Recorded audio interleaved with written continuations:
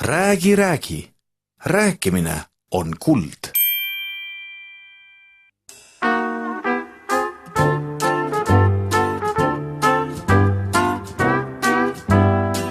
Золотые слова. В первой части диалога наши герои встречаются в кафе, куда Алекс пригласил Марику, чтобы сообщить ей радостную новость. Его родственник уезжает на заработки за границу и предложил молодым пожить это время у него в квартире. Послушайте, пожалуйста, слова и выражения, которые помогут лучше понять содержание первой части диалога. Tuleb meelde. Припоминаю, вспоминается. Kavatseb. Намеревается, собирается. Seekord. На этот раз. Arendama. Развивать. Teenima. Зарабатывать деньги. Teatama. Сообщать. Siiski. Все-таки. Все же. Unistus. Мечта. Üürima. Арендовать. Välja üürima. Сдавать в аренду. Tere! Milleks sa mind siia kutsusid? Ja veel nii vara. Tead, ma rääkisin eile õhtul Viktoriga. Missuguse Viktoriga? Mäleta, et olen sulle temast rääkinud. Ta on minu kauge sugulane. Tuleb vist midagi meelde, jah. Ta töötas paar aastat Iirimaal. Jaa, tuli meelde. Ja siis? Ta kavatseb uuesti ära sõitma. Kavatseb ära sõita. Kas jälle Iirimaale? Ei, seekord Norrasse. Ma ei mäleta, mis ametit ta peab. Mis tähendab peab ametit? Ma ei saa sellest aru. See tähendab, kellena ta töötab. Miks sa siis ei küsi kohe nii lihtsalt, kellena ta töötab?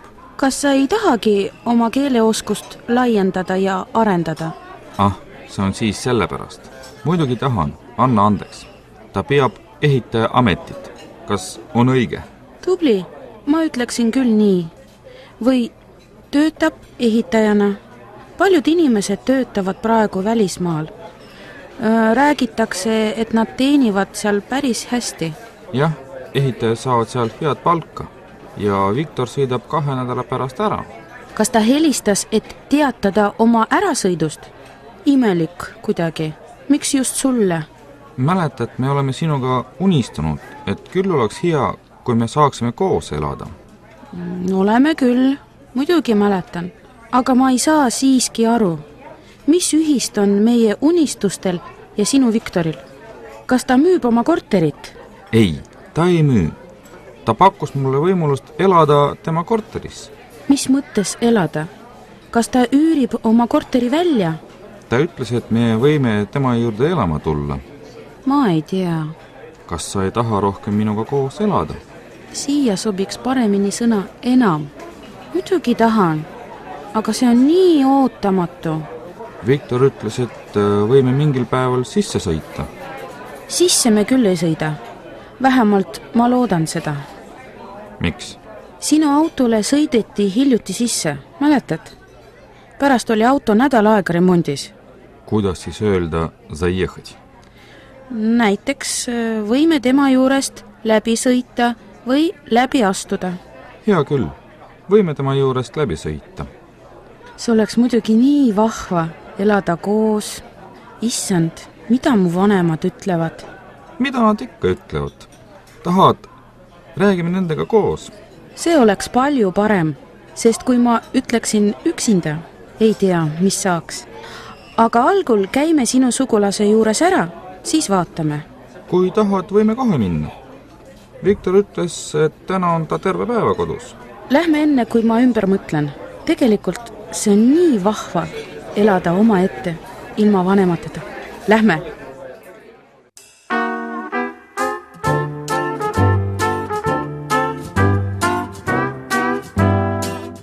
Золотые слова.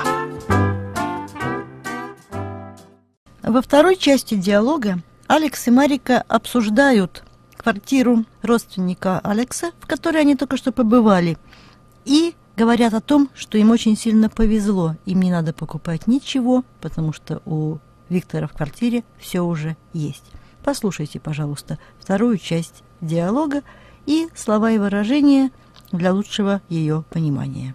Äsja, Только что, недавно, armas, милый, kahekesi, вдвоем, tõepoolest, действительно, по-настоящему, viimase peal, здорово, классно, круто, õnneseen, счастливчик, mis sa arvad? korterist. korter on väga ilus ja korralik. Mulle meeldib. 2 tuba, köök, vannituba, WC. Äsja on remont tehtud. jah, Viktor tegi ise, oma kätega.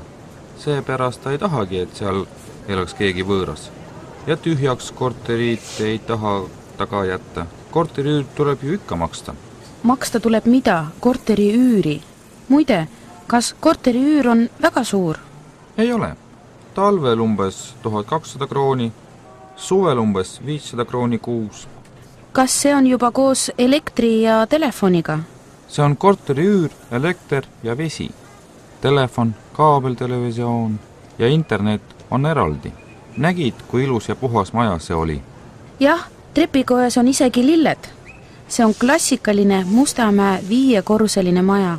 Minu kursuse kaaslane elab samasuguses. Nad on kõik sarnased. Korter ei ole väga suur, aga päris armas. Meil polegi suuremat praegu vaja. See oleks vahva küll, sina ja mina, kahekesi. Kas oled nõus? Muidugi olen.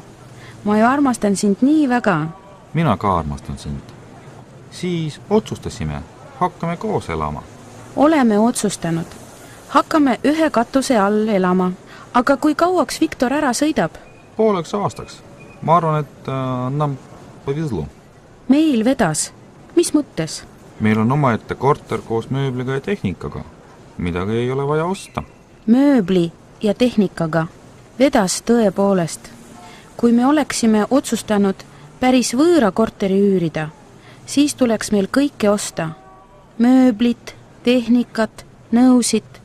Siin on aga juba kõik olemas. Pesumasin, mikrolaineahi, tolmuimeja, telekas, muusikakeskus. DVD-mängija. Viimase peal. Me oleme sinuga lihtsalt õnneseened. Mis seened? Õnneseened.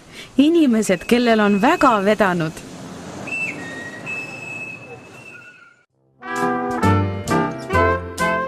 Золотая грамматика.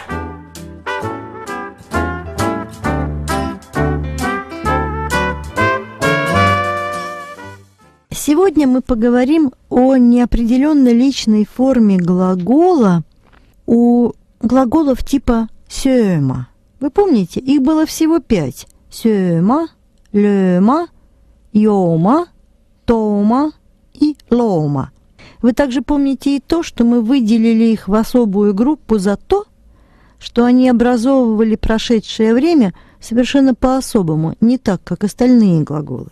Не оставили они своих привычек и при образовании неопределенно личной формы. Это они делают тоже по-особому. Напомню общее правило образования неопределенно личной формы.